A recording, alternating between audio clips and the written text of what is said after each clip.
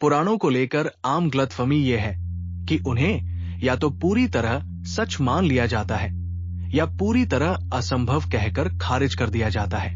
दोनों ही नजरिए प्रतीकात्मक स्तर को समझने से चूक जाते हैं, जबकि पुराण की कथाएं शाब्दिक नहीं, प्रतीकात्मक भाषा में होती है।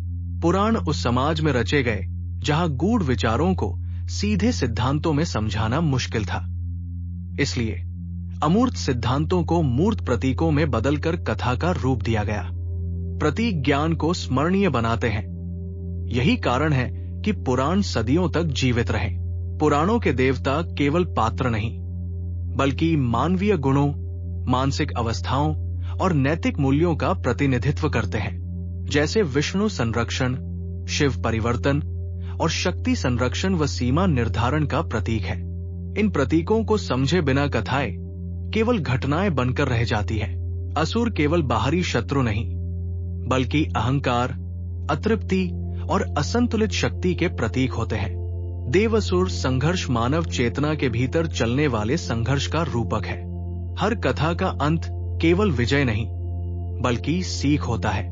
पुराणों के युद्ध केवल अस्त्र शस्त्र का टकराव नहीं, बल्कि धर्म की अनिश्चितता, परिस्थितियों में लिए गए निर्णय और हर विकल्प के मूल्य को दर्शाते हैं।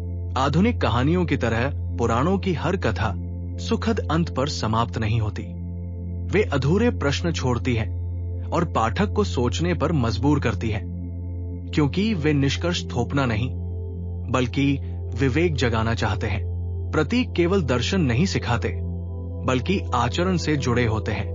पात्रों का गिरना या उठना कथा को जीवन की स्थिति बना देता है, जिससे नैतिक शिक्षा व्यवहार में उतरती है। आज का पाठक तुरंत उत्तर चाहता है और बहुस्तरीय अर्थ से असहज हो जाता है, लेकिन प्रतीक धैर्य मांगते हैं और अर्थ को धीरे धीरे खोलते हैं, जिससे पुराणों को पढ़ना एक लगातार चलने वाली समझ है। प्रतीक पुराणों को इतिहास या कल्पना से हटकर एक तीसरी जगह देते हैं। ये उत्तर देने के लिए नहीं, बल्कि सोच खोलने के लिए होते हैं।